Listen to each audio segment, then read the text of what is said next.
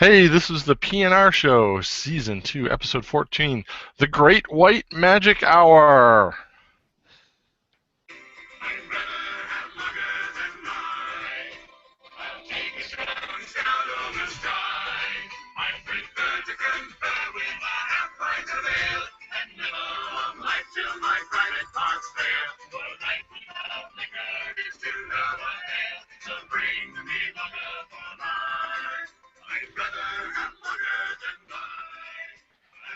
And then there were two. Listen, folks, this is going to be a really kind of an interesting episode of the Pine of No Return show. We want to start off by, first of all, saying how grateful we are that you have joined us for this episode and that your loyalty will remain with us no matter what drama is happening behind the scenes. We can't ignore it anymore. We just kind of have to plow through. Jeremy and Gary will no longer be a part of the show. They have unfortunately been seen on a viral video in which the two of them were propositioning Penny's waiters, and them are married. We just didn't think it would be appropriate to keep. No, I'm kidding. Of course, I'm kidding. No, it was Applebee's. No, is it the worst introduction ever? It's possibly Okay. the worst introduction Hi, ever. welcome to the Pine of No Return show. Now, Gary and Jeremy, they're off for the week. They're off doing some family stuff. So we're gonna kick it Happy Time Magic Hour style with That's just right. Keith. Once just upon a me. time, Yes. there was a podcast, maybe these 6 years ago now, started between two friends in two states. They wanted to drink beer and just hang out. This is where we would play the odd couple theme. Can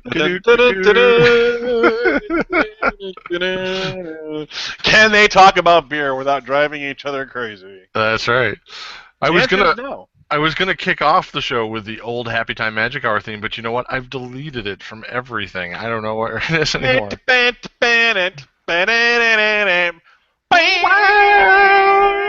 All right, yeah. So Jazz hands, yeah. this week, for our 14th episode, it's just going to be me and Keith drinking beers that the California boys have sent us and said, "Hey, drink." Yeah.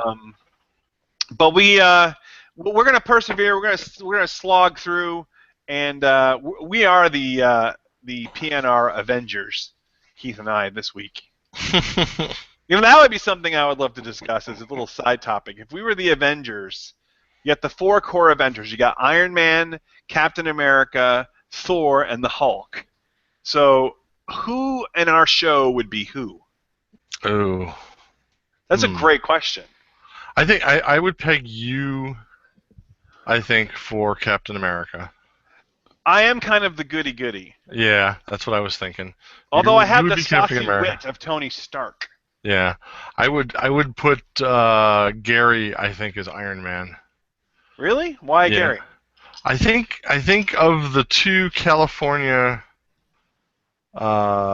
kids, you know, the children out there that thankfully send us beers and keep us entertained one night a week. I think he is more Tony Starkish. Really? Okay. Yeah, I can kind of see him doing a little more Tony Starkish, versus I think Jeremy probably has. I think if you dug down deep, you would find him to have a little bit of a god complex. So I think he would make sense as Thor. And I, of course, would be the Hulk. I almost would switch those because Jeremy he's kind of a quiet guy. He's very shy and unassuming, just like just like Thor. Bruce. No, and stop it. No, just like Bruce Banner. Oh, you think Jeremy's the Hulk? Huh? You think Jeremy's the Hulk? Yes, and let me just say, occasionally, Keith has an elevated sense of self. Occasionally. So I think you would make a good Thor. Oh, all right. Honestly. I am a little godlike, I And he suppose. has, and let me just say, folks, I do have a hammer.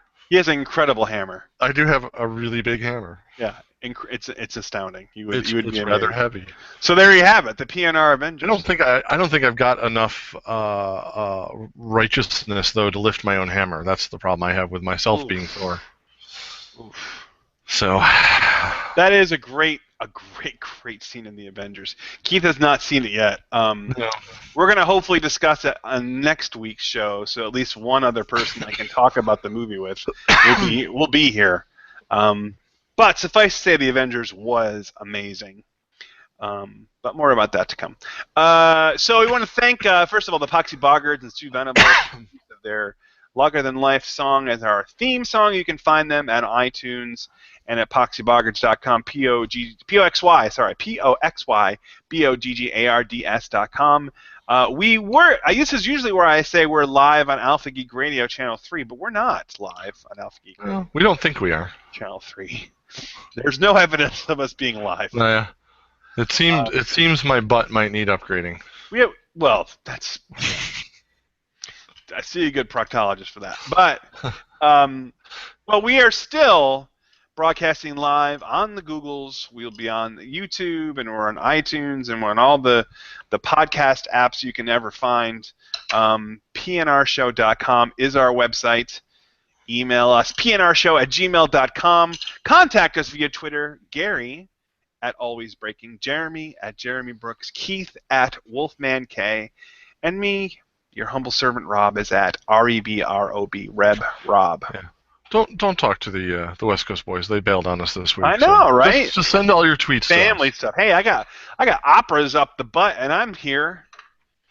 Now let's talk about someone who needs to see a proctologist. It's right.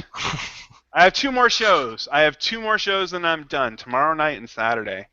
And then Sweeney Todd goes the way of the dodo. And it has been a fun show, let me tell you. Yeah. It's probably the most fun I've ever had at the opera. It's been a lot of fun. I actually am Seems off like a fun stage. show. I'm off stage when most of the blood-soaked deaths happen, but I sneak up to the side of the wing right at the edge of the stage and you have to kind of get down on one knee because it happens up above on one of the platforms. So I have as many deaths as I can. I go and see, and it's very, very cool because it is very, very bloodletting. There's lots of spurting blood and showering blood, and each victim has their own little blood pack. And the stage crew is so cool how they do it. They have different people. Their throat gets slit in different ways. Like they cut him differently. So like the first guy, the blood just kind of comes out like a red velvet curtain all over him. And then one of the other supers, when he cuts his throat, it's a spurter that goes up over his head. It's really, really cool how they do it. And it's been a lot of fun. So that's where I've been for the last bit of time. But that's coming to an end. You know where I've been? Where you been? Thirsty. Thirsty? All right, let's hit the beers. I've been thirsty. Jeremy and Gary, actually I don't know which one of them sent it to us.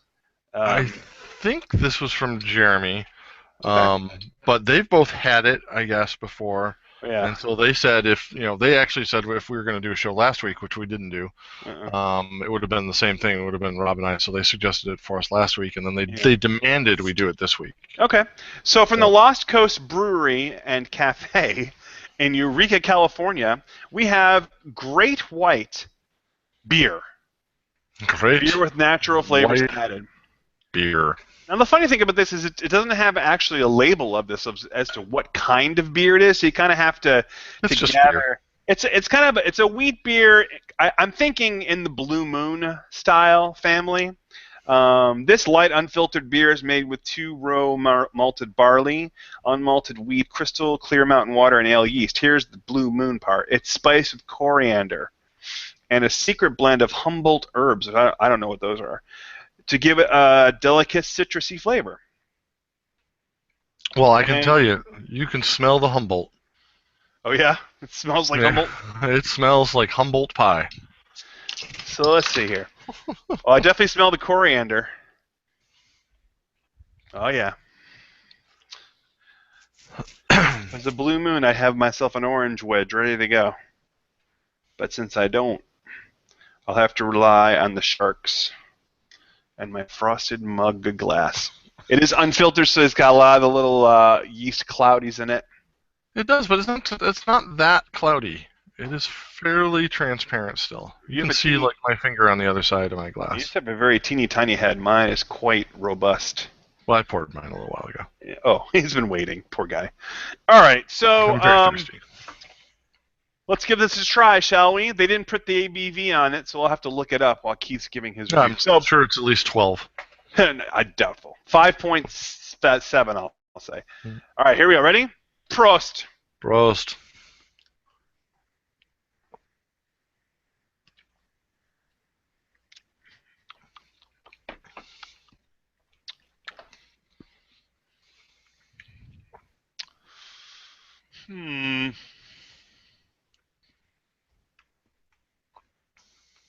Interesting.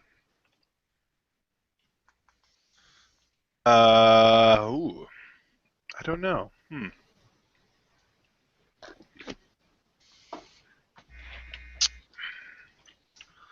All right, what do you think?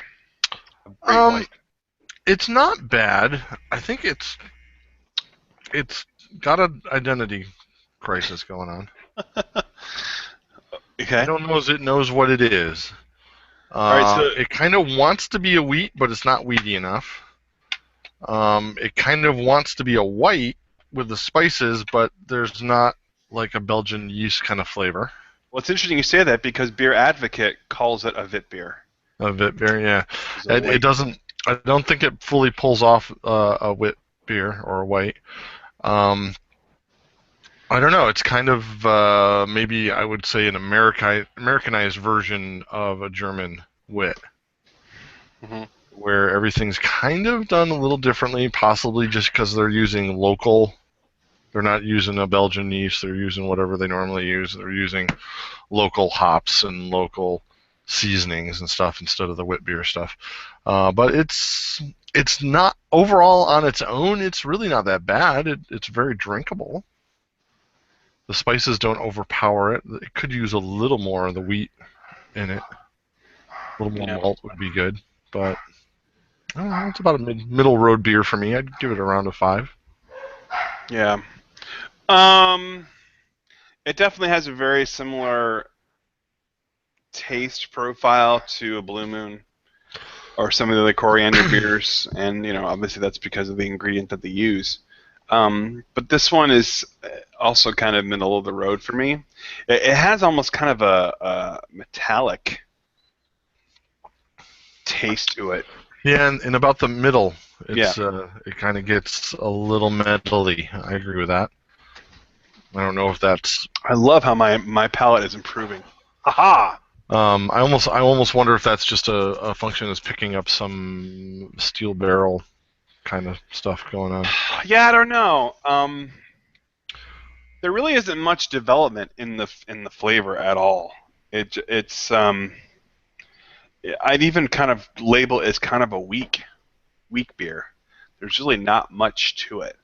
The ABV, by the way, is 4.8%, so it really doesn't even have much alcohol in it.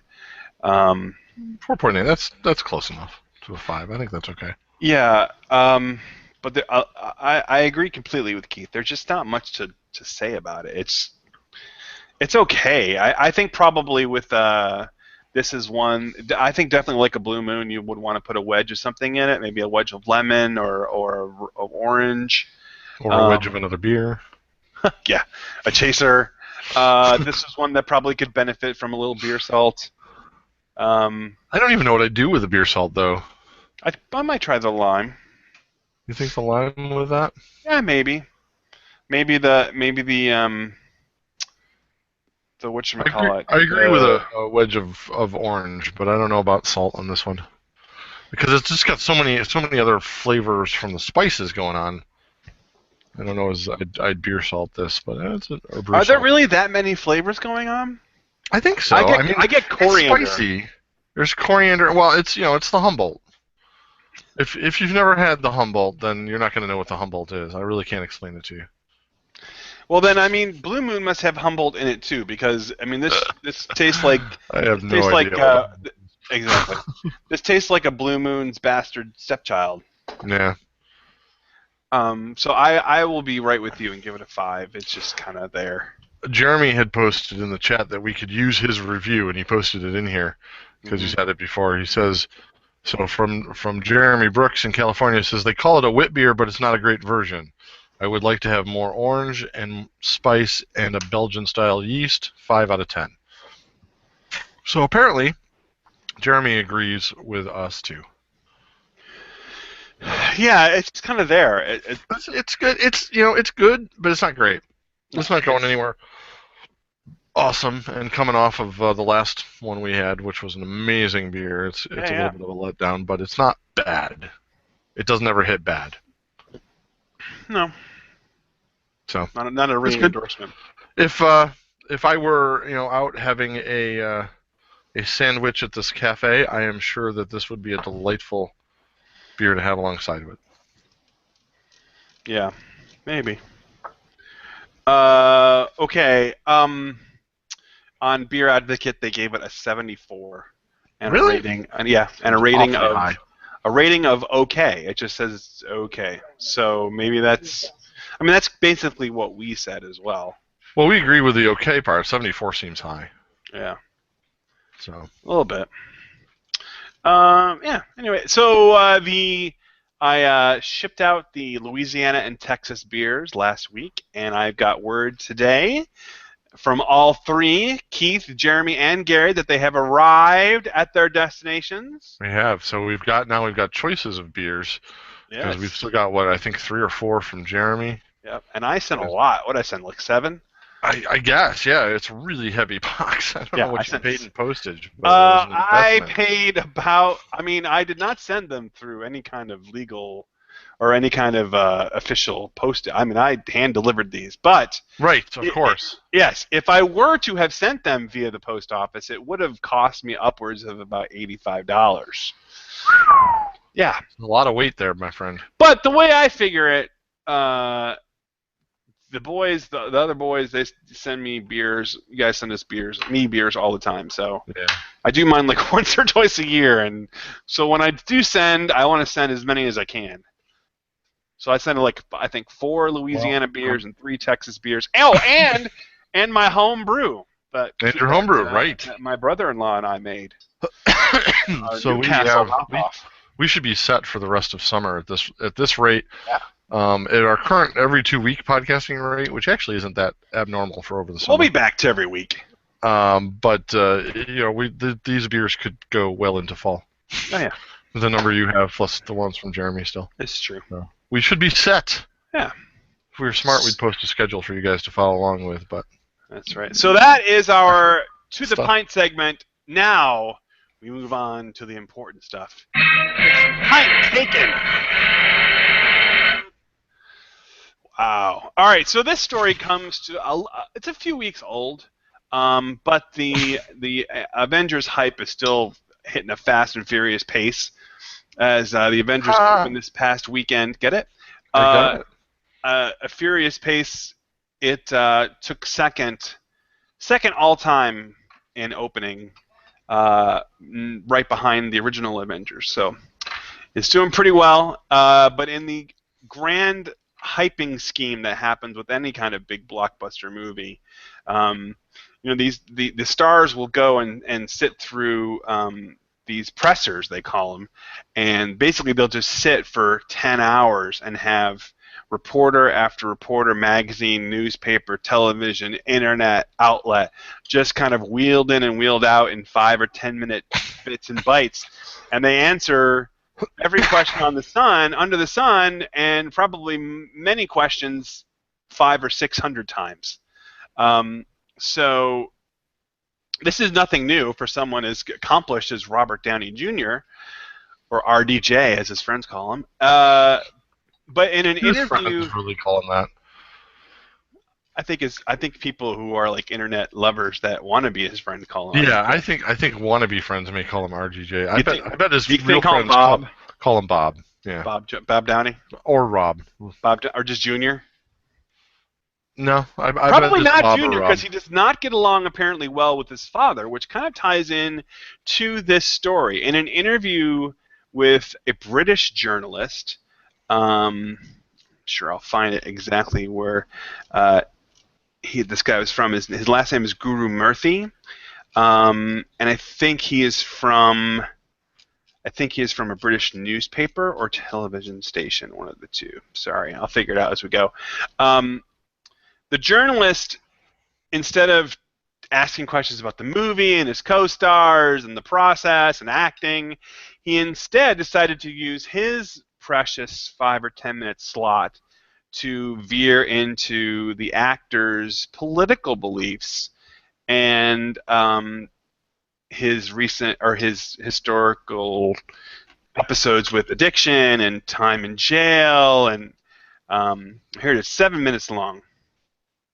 When he was apparently when he was in prison or in jail for a short stretch, he came out of prison saying that, and I'm paraphrasing here, he's basically saying that you can't spend any time in prison and come out a liberal, which some people have suggested kind of it refined his political beliefs, that he's maybe no longer a Democrat or leaning left because he saw what it was like on the inside and what the reality of the situation is. And then he started also talking about asking Robert Downey Jr. whether he was free from all that to taking drugs and the drinking, and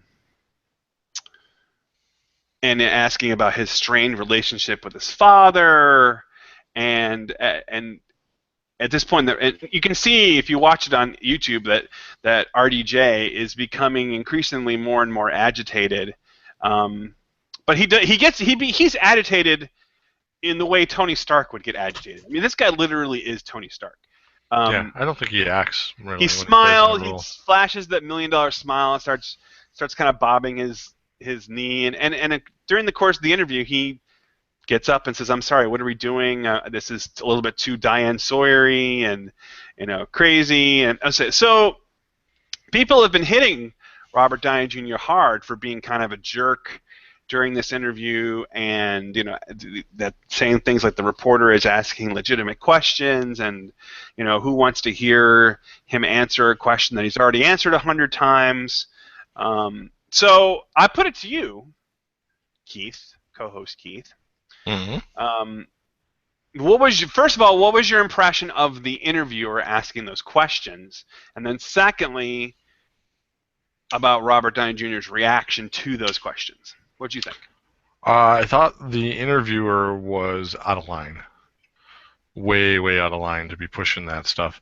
I mean, maybe you dip one toe into that world as your last question or something if you're trying to get something out of him. But he's there as a press event for a specific movie. He's not there to be generally interviewed. And I think Downey Jr. handled it amazingly well. I don't think he was rude in any way. I think he handled it really well, and I was surprised he let it go as long as he did. If it were me, I probably would have got up and smacked the guy. Mm-hmm. And so you think they handled it exactly right? I think it was handled fine. I don't think. I mean, I guess he could have. I mean, he could have just got up and left without saying anything. So I mean, it probably, when push comes to shove, you're always better keeping your mouth shut. But I mean, it's a minor nitpick at that point. He let it go 7 minutes into a 10-minute slot that this guy had before he gave up. Yeah. And walked out on it, and that was. I think that was plenty of time. And the fact that he gave any answers at all to any of the questions that were not Avengers related was amazing. Yeah. He didn't have to. So. Yeah. So for show background, in our show notes, I put in the link from CNN discussing this particular incident. And CNN actually takes a harsher tone on Robert Downey Jr. Shocker. Yeah, and what they said is what Downey seemed to misunderstand is that the interview format gives journalists the right to ask questions. That's what an interview is. He can certainly decline to answer questions he does not feel are appropriate, or even ones he simply doesn't feel like answering. But he does not have the right. He does not have the right to be absolved for behavior that is rude, demeaning, and disrespectful, even if he's a celebrity and even if he felt uncomfortable or put off. Well, Okay. What did for me to call out CNN? Downey do that was disrespectful? What did he do in that interview that was disrespectful? Yeah, he basically smiled. He looked at his publicist. He looked at the producer and says, "What are we doing here?" He kind of said, you should ask your next question." And then at the last, when he finally had enough, he stood up and said, "I'm sorry, this is over. It's getting a little Diane Sawyer-y in here." But he did say things like, "Have a good day." Yeah, I mean, he wasn't disrespectful at all. He smiled the entire time. He never cussed. He never, made threatening gestures to the reporter. He didn't shove him or push him. Here's the thing that CNN doesn't understand. So far be it for me to call out a multi-billion-dollar news corporation. But what apparently they misunderstand is what a presser is and how a presser works. They should, because I'm sure they had a CNN reporter interviewing Downey Jr. And how a presser works is they're arranged ahead of time by the star's publicist and by the movie theater company and the network or the newspaper or the website. They sit down and say, "Look, this is an interview for the Avengers. These are the topics that we would like you to discuss. If you want to branch off of those topics and lighthearted things, that's fine, but it should always filter towards the movie." Mm-hmm. And that is the understanding going in that these reporters know. So the reason why every interview sounds the same is because the ones that do are sticking to the format that they've been told to stick to. So for the reporter to go off of that, first of all, is disingenuous, and it's kind of catching the person being interviewed by surprise, and unfairly so. And I like Keith, thought he handled it perfectly well. Even though you could tell he was frustrated, and you could tell he was confused, he never lost his cool. He never got upset. Right. He wasn't violent. He wasn't disrespectful. He didn't insult anybody. God bless that publicist. He possibly insulted Diane Sawyer. That was about the only part. That's true. God bless that publicist, because you can hear the publicist in the background of the video saying, "You know what? That's my fault. That's my fault. I apologize, blah, blah, blah." Well, what she's really saying is he's not listening. He didn't listen to the parameters that I gave him, and he's not doing what he's told to do, and she's just kind of lightheartedly falling on the sword. So, well, and that's what I wonder, is if there was something after the official interview where this guy felt insulted and pressured and all this stuff, and that's how it got to CNN. But if anything off the record like that it doesn't appear to have been handled by Downey Jr. himself. It's possibly his people. Yeah. And if I had people, I'd have told them to lay the smackdown on this asshole. Right. Now, I mean, but thank God I'm not a celebrity. That isn't to say that Robert Downey Jr. can never be asked questions like that. No, but if he's certainly sitting down for a regular interview, like a talk show interview, or someone like Diane Sawyer, even then the questions are going to be talked about in advance, or at least the subject areas are going to be discussed in advance, so he knows that it's coming. And whether or not you decide that that's right or that's wrong, it's an agreement that both sides come to and agree to in order for the website or the television station or the paper to get their interview, their exclusive interview with him, and it's his side to be able to publicize what he wants and maybe to tell a portion of the story from his angle, his point of view. But this wasn't that. This was supposed to be about the Avengers. Yeah. And this guy apparently has a history of doing these kinds of things, and I think Downey was completely within his rights to get up and say, "You know what, we're not doing this." And if anything, he gave this guy more publicity than he deserved. Right. Well, and that's the thing is, I mean, because everybody's watched this video now. He only skipped the last few questions. Oh yeah, it was coming towards the end. Yeah. So I mean, he played along for the first half. Mm-hmm. and which was more than was necessary. I mean, when your opening question is off base, then where are you going? I don't know. I didn't have any problem with it. I thought it was a non-story, and I was amazed that people were talking about it 2 days after I already decided it was a non-story. Why don't you people pay attention to me? And now we're talking about it 2 weeks after. So And 2 weeks after, it's still going on. But we're talking about it, and we're actually defending. Now, I have been one to criticize actors and actresses and musicians and stars in the past for sometimes their higher than mighty attitudes. But this isn't that. And I don't think he didn't even act like a diva. No, not at all. He acted like a normal guy that was just, I'm here in a situation I don't want to be in. You're asking me stuff I don't want to answer. What are we doing here? I mean, I would say I would probably be active just the same way that he did. Now, granted, he walked out of that room and got into his $200,000 Bentley, but there is still some similarity. I love RDJ. I love RDJ. Oh, you're one of those guys? You're going to call him RDJ? Well, I mean, we're close. When I call him Bob. He and I have spent a lot of time together. I've spent a lot of time with Tony Stark. And, yeah, I think, and we've said this before on the show, more than Disney, more than Marvel, the comic book studio itself, I really think that the success that Marvel and Disney has enjoyed is mostly due to Robert Downey Jr.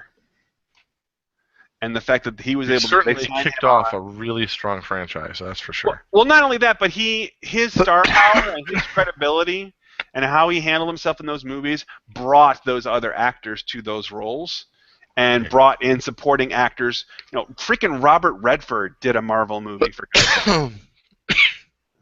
And he just basically lends credibility to that universe. And I don't know how, because he didn't have any credibility himself much before that. So. Well, he always kind of had that aura of being an amazing actor from way back in the Chaplin days, who was just troubled and very, he had that. He didn't have any huge hits before Avengers. I mean, nothing. Chaplin was a pretty big hit. Right. And then he was a really big hit when he did a long-term guest starring role on Ally McBeal. That was kind of his second rebirth or first rebirth. I'm trying to think of a blockbuster of his, and you're right, I can't think of one. Yeah, I mean, he did the Sherlocks, which came out right before. Right around Iron Man. They didn't do huge. They were good though. They were great. But they didn't do huge money. I don't know. He just kind of had that. He said that aura. He did Air America, a Mel Gibson movie, and Tropic Thunder. Although Tropic Thunder came after the first. That was after Iron Man, and I don't know. But now we give him that status. We definitely do now. It's Hollywood royalty. And I don't know. He's on the verge though of possibly being typecast too. So I'm not sure what he's going to do from here. He's going to probably bail out after the next movie or so. But where does Robert Downey Jr. go from here? Which is another topic. But basically, I mean, that basically can write his own. He can do whatever he wants. I suppose, yeah. Unbelievable. He's still sticking around. I can see him going to stage. Oh, he's done Broadway before. I know he's done Broadway before, but now imagine the draw he could have now. It'd be like Patrick Stewart after Star Trek coming to stage. Yeah. Now people flock to see him, and I think Downey Jr. I can see him following that same path. I think his next big project outside of doing Tony Stark, and he signed on, to do Captain America: Civil War, and he'll be in the next 2 Avengers movies at least. Then he'll probably hang it up because he'll be closing in on 60 by then. Mm-hmm. But I think his next thing is probably to find a really good small independent movie so that he can get his Oscar. He's been nominated a couple times, but probably wants to get his award. Yeah, could be. All right, so moving on. How many of you out there in movie land love The Shawshank Redemption? It's one of my all-time favorite movies. Oh, absolutely. It's in my top 5 at least. Probably the best drama out there. Yeah. If you call it a straight-up drama, I can't think of a better movie drama. Mm-hmm. And based on a short story by Stephen King, I might add. Mm-hmm. Or is this the real thing? Because we have a real life Andy Dufresne caught after 56 years on the lam. What do we have here is 1959, 23-year-old Frank Freshwaters. What a great name. Yeah. He was convicted of manslaughter, which, just like the Tim Robbins character, and was sentenced to 20 years in the Ohio State Reformatory, which was used as the primary film location for Shawshank. Right. And he managed to escape. Freshwaters was then transferred to an honor farm, which I guess is kind of a low security, minimum security type thing. He had done, just like in the movie, Freshwaters had done a very similar thing. He had basically ingratiated himself with the guards, proved to everybody around him that he wasn't a threat, he wasn't a risk of any kind. They eventually moved him, when they had an opening, out to this honor farm, where he promptly bailed. Yeah, and the honor farm system, from what I understand, is, again, like he's saying, they move prisoners that are on good behavior, that show no signs of being having an escaping bone in their body, and have been on their best behavior. And basically, the honor farmers, I think, is where they grow crops and make things that they bring back to the prison, food and Probably, other stuff. He escaped that place after 7 months, and then 56 years he lived in multiple states. And his lifetime moving and running and being, forever changing identities so that he wouldn't get caught for this. Finally gets caught in a mobile home in Florida, of all places. How does that happen? Where a police officer knocks on his door, shows him a picture of himself from 50 years ago, and says, "Do you recognize this man?" And his answer is, "That's a man I haven't seen in a very long time."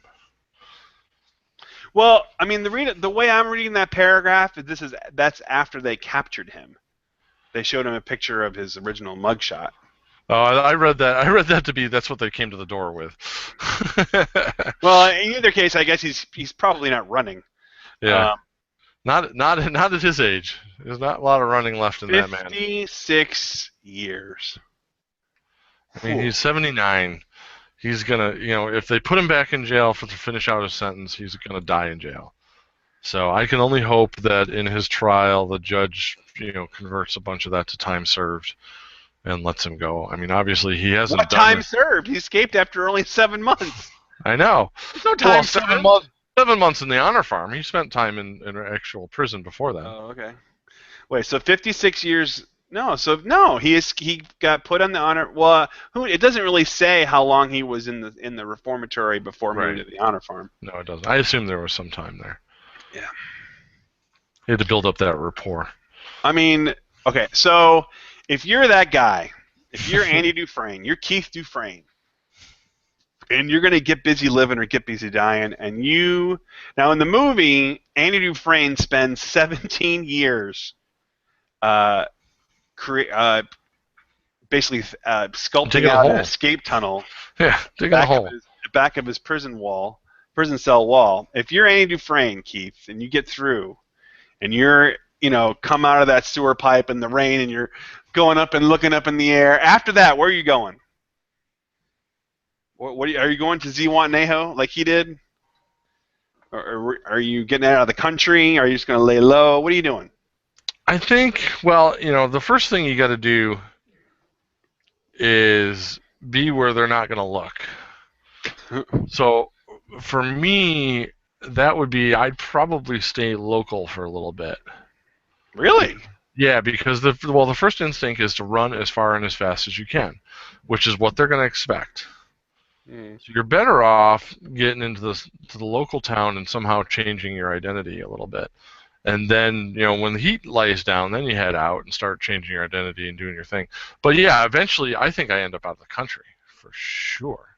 Yeah. You got to make your way somewhere else somehow, so that you don't end up, living in a mobile home in Florida, right, for the last years of your life before you're finally caught again. Because I do want to know the story about behind how he got caught, though. Yeah. unless you're like the most wanted of wanted criminals, that they're not looking for you in Mexico. No, and they're not looking for this guy after 56 years either. No, So exactly fair. They how figured did probably he get dead. caught? He had to have told somebody who ratted him out. Because there's no way that any Florida cop is just going to randomly say, you know, I think that's the true. guy that escaped prison 56 years ago in Ohio. My grandpappy told me about that guy. I think that's him. No, that doesn't happen. Come on. Yeah, someone ratted him. Ratted him out, or he did something stupid and committed another crime where they had to look into his past and they were able to actually trace it back. One or the other. But that's the more interesting story to me is how did this guy get caught? Because 56 years, escaped from an honor farm in Ohio. Nobody is looking for you anymore. You have to have done something incredibly stupid or someone ratted you out. I have more of the story. You do? What Yahoo did you find? has given us more of the story. First of all, Freshwater was caught in West Virginia in 1975. But the state's governor refused to extradite him to Ohio, which ultimately allowed him to escape once again. He then got busy living and spent the next 40 years drifting across the United States until retiring to Melbourne, Florida, after a career as a truck driver.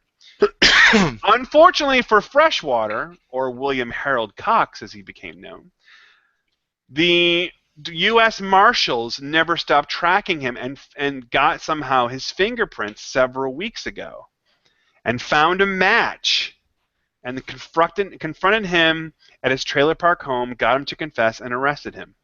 Right. So they did walk in with a damn picture. I knew they did.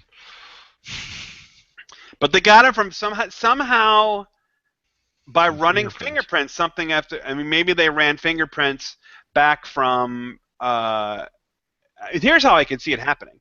They ran fingerprints back from when he was caught in 1975, so they had his fingerprints on file, and then they start. And I'm sure, probably as a truck driver, he had to give his fingerprints in order to qualify for that. So maybe they had him on file, but it was in the years before everything was electronic, and somehow they found him. I believe he gave his fingerprints when he was caught in Virginia. I don't think he had to have fingerprints to be a truck driver. Not when he got his license, anyway. And, man, and Marshall's tracking him. Man, you had to be either that. This is what they put the brand new Marshalls on, or you had to be busted down from pissing somebody off to be put on this case. Yeah, you're like the Tom Hanks in Catch Me If You Can. Exactly. I mean, come on. Trying to bust Frank Abagnale. What's that? Another great movie, by the way. Another great movie. I don't know.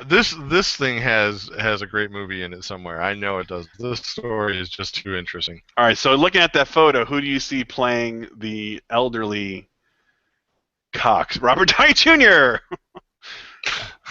the elderly Whitewater, or whatever his name is. Yeah, you know, I could pull it off. Let me do it. Grow my beard out a little more. The younger one, let's see, the younger one kind of looks like, what does he look like? Maybe a Justin Timberlake, but not nearly as good looking as Justin, but maybe if you roughed him up a little bit.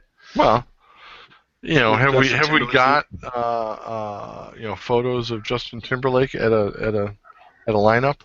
Because nobody looks good when they're having their picture taken for the police. That's true. So.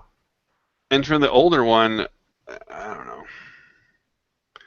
Anybody who's ever played Santa in a movie. Any actor over 70. Oh well. Well, enjoy your time back in the pokey, Mr. Freshwater. Yeah. Hope you enjoyed your freedom. Time to get busy being incarcerated. I guess. I can't believe they'd put him back in prison, though. I mean, if he hasn't actually done any more crimes... You have to! If you haven't done any more crimes, you can't put an 80-year-old guy back in prison for something he's been out of. No, absolutely not. You don't For your escaping? Well, you know what kind of message that sends? It sends a message that if you escape, do it well. If you escape, we're going to try to get you back. But if you get caught, Well, if you can make it to 75, don't yeah, worry, exactly. let's go. If you can escape at 23 and make it all the way to Get 79, out. then absolutely You're crazy. you get a get out of jail free card. Come You're on, crazy. No, got to be a reward for that. no, you're crazy. He's been living 56 years, living the good life. So that Kinda. so that excuses him from his prison sentence for That's right. manslaughter, by the way. Right. Oh my God, you're crazy. All right, we're gonna move away then to our final segment for the evening. That's right, guys. It's time for, since we have half a show, it's time for the really half pint segment coming at you right now. Oh crap. Gosh darn it. Spoon. The timing was excellent. The volume was not up. Oh, when is the Tick going to come back? They keep talking about No. that they're going to make a new Tick with Patrick Warburton as the Tick. And they have to because I he heard was that like best 4 or at 5 that. months ago that they were going to redo it. I know. I go back and watch the 7 episodes of The Tick, once a year or so. It's on Netflix, like perpetually, Yeah. and it still holds up. It's so good. But the problem with Batman the Well. if you don't know what we're talking about, if you're too I am young Batman Well. or we're not a a geek, in the early 90s, maybe mid 90s, early to mid 90s, there was a cartoon called The Tick about a gigantic buff but dim-witted wannabe superhero. That, think of basically like Mystery Men, but as a cartoon. Mhm. Comic book. Yeah, he's a superhero who has no superhero abilities whatsoever. And in the late 90s, I want to say, maybe the early 2000s, they did late 90s is right. late 90s. They did a live-action version of it with Patrick Warburton, Putty from Seinfeld, and It's amazing. only on for 7 episodes. But the problem with the Tick was when it went to live action, is that it was too hip. It really was too was far ahead ahead of of its its time, time, and people didn't really understand that kind of humor. Now that with so many with superhero movies basically saturating everything, You were right. 2001, 2002 was The Thank Tick. you. You were right. I really don't mess up on when you were things right. happen. But now a really good superhero parody would probably do really well. Oh man, it's so ripe. And the Tick is amazing, and his favorite, how Superman would say "up, up, and away," and whatever. The Tick slogan was "Spoon." Yep. Whenever he leapt into battle, you heard. Spoon. The original cartoon though was my favorite. I liked it better than the live action. That was freaking hysterical. No, I love the live action. And in the live action one, he does actually have superpowers. He doesn't know how to use them, but he is like invincible. That's true. You're right. He was bounces off him. limited. Yeah, you're right. He's super strong. Like he'd lift cars and stuff, and well, like a Tick. He had strength like 10 times his own. He was just an incredible size. idiot and would say grossly inappropriate things. He was basically an alien that had no idea how culture was. Somehow he was like from another world. Yeah. But they never get into explaining it. And he was accompanied, of course, by Arthur the Moth. The Moth, who did not have any superpowers. No, he just But had. desperately wanted to be a superhero. He was kind of like a superhero groupie. Yeah. And he was somewhat of a mechanical genius. He had manufactured these wings that he could supposedly use, but he never really used them very well. Oh my God, the Tick is funny. Anyway, that is probably the most mileage. That's probably the most mileage we've ever gotten out of one of your bumpers. So thank you. Greatest One-word bumper. Greatest side character ever is Batman Well. I swear. Is Batman Well? Oh, Batman Well. Gotcha. Batman Well. Oh, what was the female's name? Oh, she's like the Lady Justice or something. I don't know. Yeah. Let's see. Anyway, so our pick segments. These are things that have caught our eye this week. Captain Liberty. Captain Liberty was the female? That was the female. That was Liz Vassy who played Captain Liberty. Okay. Batman Well's love interest. Yeah. So these are American Made. That's who I'm thinking of. She was kind of like the Wonder Woman character. She had a love. Oh, the one I love too was Deflator Mouse, the flying mouse. We've totally derailed the whole show. Yeah. And we had Deflator Mouse. Then there was the sewer urchin, who was kind of like Aquaman. Yep. Oh So my God. many. So freaking funny. Okay, anyway, so these are our pick segments of the week, things that have caught our eye, iOS apps, movies, television shows, internet stations, whatever you want. Keith, what is your pick for this week? Well, since the boys aren't here to yell at me, I have to pick Hearthstone again. No, I'm Oh, kidding. shut up. I'm kidding. I'm here. Although it's an amazing game, and if you're not playing it, you don't know what you're missing. But anyway, that's not really my pick.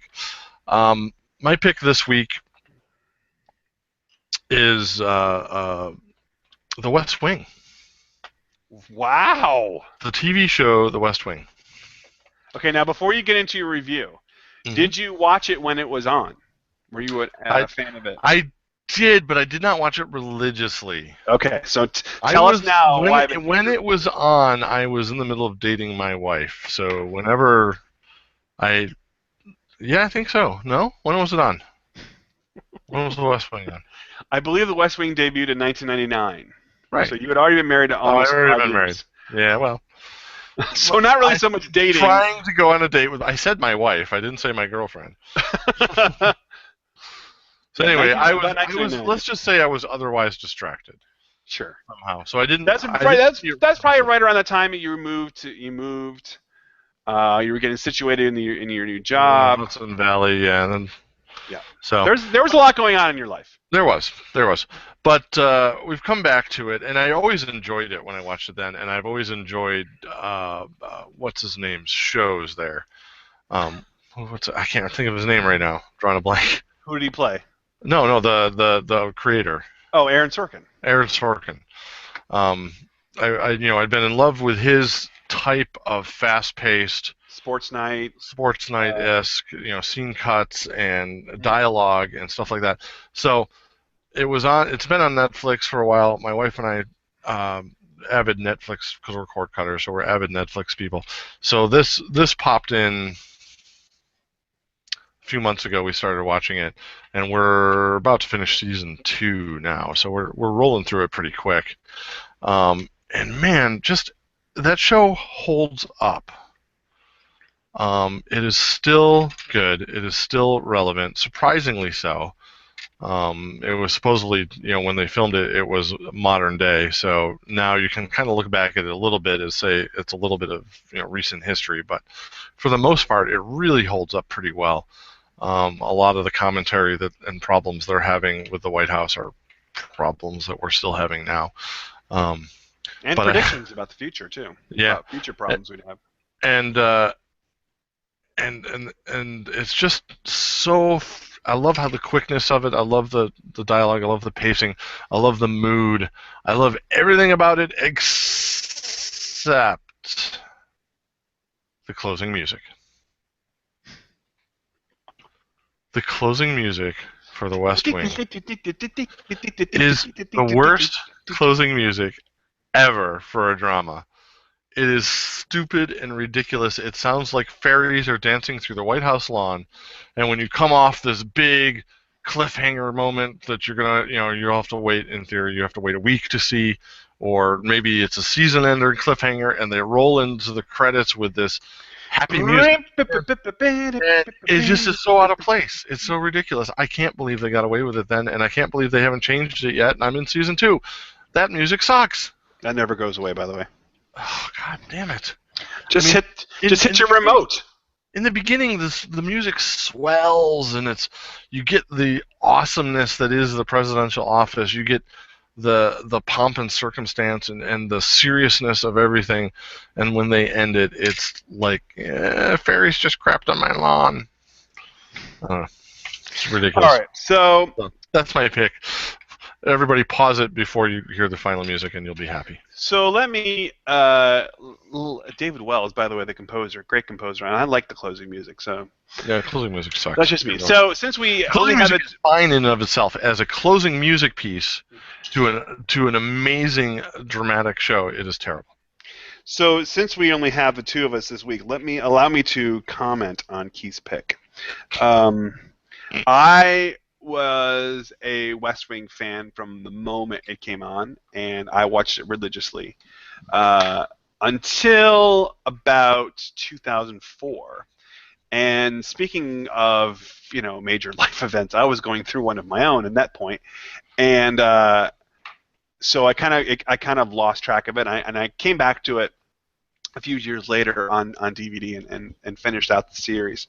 But yeah, it's one of my favorite dramas of all time. I think what might be sparking your memory as being something that happened while you were dating was that it was based on, or loosely sprung out of, The American President, which was a movie back in 1995 with Michael Douglas as the president, also written by Aaron Sorkin. Yeah, that was pretty good. It served as the basis for The West Wing.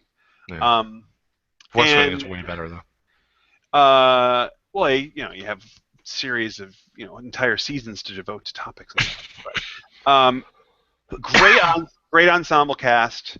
Martin Sheen, Rob Lowe, Allison Janney, John Spencer. So John Spencer's so good in that show. And I watched it all the way through to the end, and it never, to me anyway, it never really lost steam. I mean, the characters kind of switched in and switched out. Towards the end, you had Jimmy Smits coming in, and probably one of my all-time favorite television actors, Alan Alda, did a long guest starring role as a presidential candidate, which Keith hasn't gotten up to yet. So, have you seen The Blacklist? Yes. Great. He's great in The Blacklist. Oh, he's amazing in The Blacklist. Alan Alda is developed. If I could just say something to all the folks out there, Alan Alda is probably one of the greatest actors that people under 30 have never really heard of. That's right.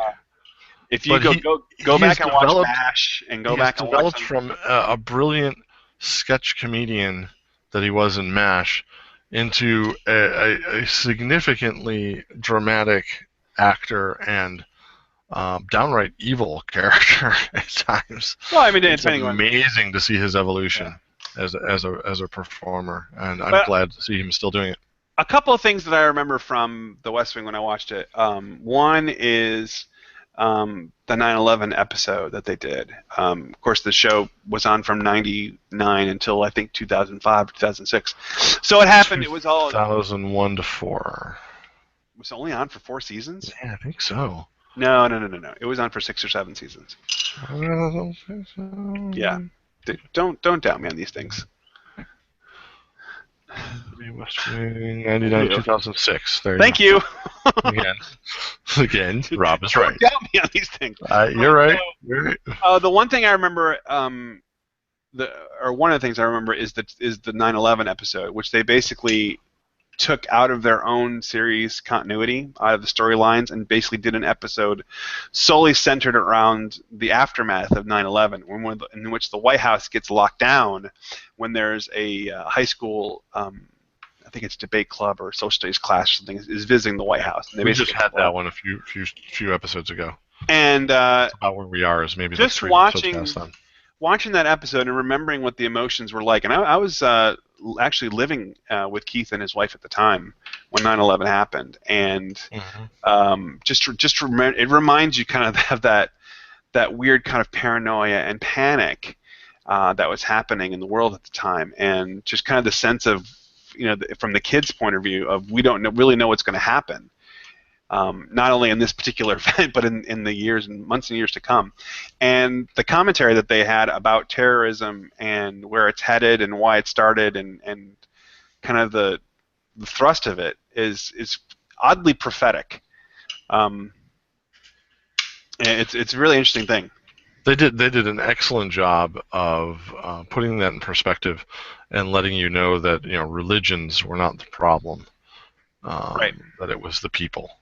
It was the people that came out of those religions. And they really probably were one of the first ones to really do that and really take a stand and say, hey, look, just because you believe this doesn't mean that you are a bad person. Yeah.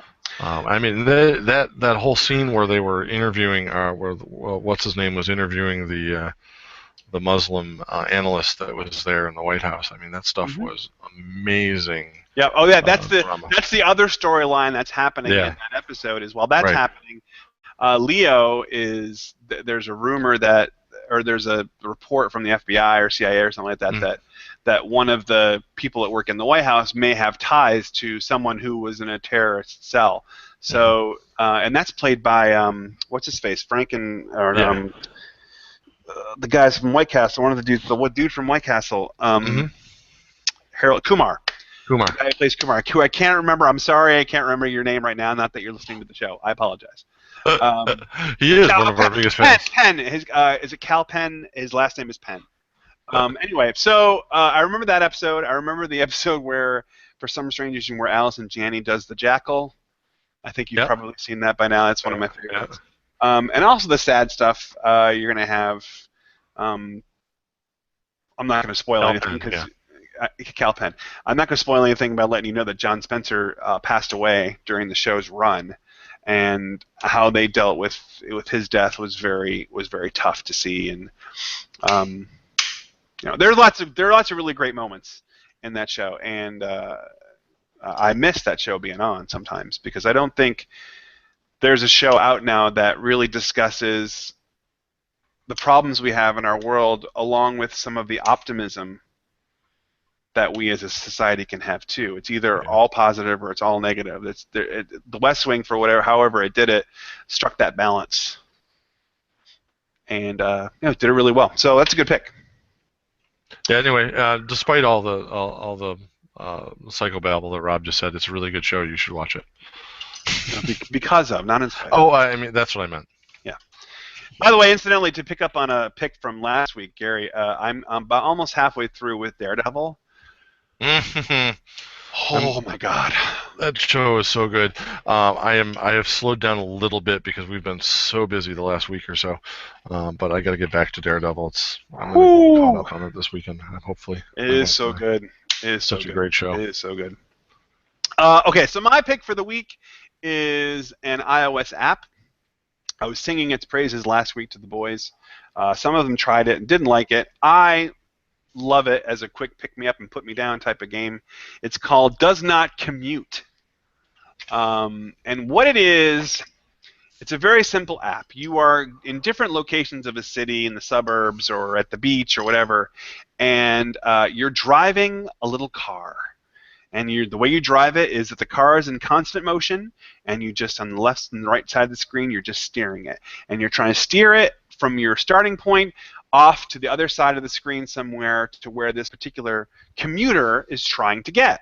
Sounds simple, right? Well, you actually have 13 or 15 different drivers that you have to get in each particular scene to their destination. So what happens is, after you do the first driver, really quick and really easy, you do the second driver who's coming from a different spot on the screen and going to a different location. And so while you're steering him, a replay of your first driver is happening. So you've got to kind of steer around yourself and avoid a crash. Well, as you keep going and you do more and more cars, your other former drivers are making this huge snarly traffic jam like mess on the board that you have to somehow figure out a way around before this clock runs out. And it's hysterical. You can pick up little power-ups along the way, like you can make your car go turbo, or but it's really much tougher to steer. You can give your car extra traction, but it goes much slower. You can give your car armor, so it won't get crash. It'll just keep going after it hits something. And it's really, really tough to get through some of the latter stages. But between each stage, you can actually press a button to watch a movie of what you've just done, and it's hysterical. I love it. And it's free. The app itself is free. There is a purchase in the app itself where it'll save your checkpoints along the way and gives you a couple more bonuses. But the base part of the app is free, so give it a try. It's really, really cool. It's made by the same folks that did Smash It. which was a Mhm. huge, that marble breaking glass. Oh, that game, I was a still play huge that game hit. from time to time. That's a Yeah, great so game. it's the same folks, so it's done really, really well. So I recommend it. Does not commute. I will try that. Can't beat free. You can't be free, and I'm always looking for something to do in between calls right now. So Yeah. Exactly. So that's my pick. And go watch The West Wing. which turned into its own segment. Who's your favorite character on The West Wing? I have my personal favorite. I'm wondering who yours is. Josh. Josh is always good. Josh is always a little smarmy, too smarmy. Yeah, that's for why I me. like him. I always love Toby. Toby is Toby would be a close second. the dry wit of Toby is just something hysterical. Yeah. Well, and he does such a great job in that 911 too. He's really the one that leads He does. the charge for no witch hunts and stuff. He's kind of the unspoken, behind-the-scenes soul of he's the moral center of Yeah. of the team. And his For character all arc, his trouble and all his anger. his character arc towards the end of the series is very, very interesting. So I won't say anything else about that, but it's very intriguing. Anyway, so I guess, Keith, that's going to wrap it up for our episode, unless you had any closing thoughts. He has none. All right. Again, with the no sound. Did you have any closing thoughts? That's my closing thought. Oh, just to play the theme music. So we'll be back next week, hopefully, with a full complement of boys.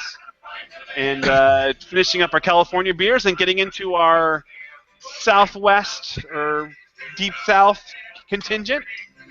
And more to come from the Pint of No Return show. Thanks for listening, folks, and until then,